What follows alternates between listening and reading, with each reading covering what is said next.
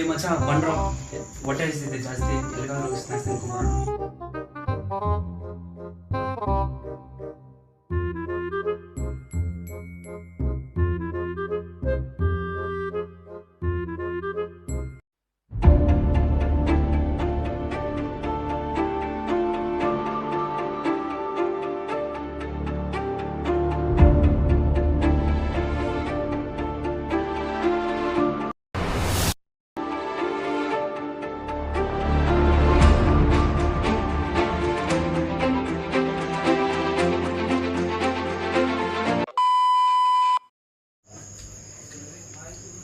ಪ್ರಜ್ವಲ್ ಯಾಕೋ ಮಾಡ್ಕೊಂಡಿದ್ಯಾ? ಏನಾಯ್ತು?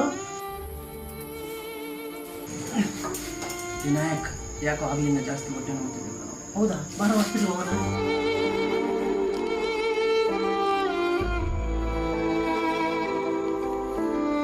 ಸರ್ ಏನು ಪ್ರಾಬ್ಲಮ್ ನಮ್ಮ ಫ್ರೆಂಡಿಗೆ?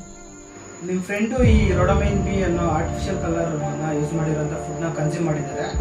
ಸೊ ಅದರಿಂದನೇ ಫುಡ್ ಪಾಯ್ಸನ್ ಆಗಿದೆ. ಆ್ಯಕ್ಚುಲಿ ಈ ಆರ್ಟಿಫಿಷಿಯಲ್ ಕಲರ್ ರೋಡಮೈನ್ ಬಿ ಅನ್ನೋದನ್ನ ರೀಸೆಂಟ್ಲಿ ಬ್ಯಾನ್ ಮಾಡಿದ್ದಾರೆ ಕರ್ನಾಟಕ ಸ್ಟೇಟಲ್ಲಿ. ಆದರೂ ಈ ಆರ್ಟಿಫಿಷಿಯಲ್ ಕಲರ್ನ ಯೂಸ್ ಮಾಡ್ತಿದ್ದಾರೆ. ಇದು ಆ್ಯಕ್ಚುಲಿ ಇಲ್ಲೀಗಲ್ಲು. ನಾನು ರಿಪೋರ್ಟ್ ಕೊಡ್ತೀನಿ. ನೀವು ಕನ್ಸ್ಯೂಮರ್ ಕೋರ್ಟಲ್ಲಿ ಕೇಸ್ ಫೈಲ್ ಮಾಡಿಬಿಟ್ಟು ರಿಜಿಸ್ಟರ್ ಮಾಡಿಸಿ.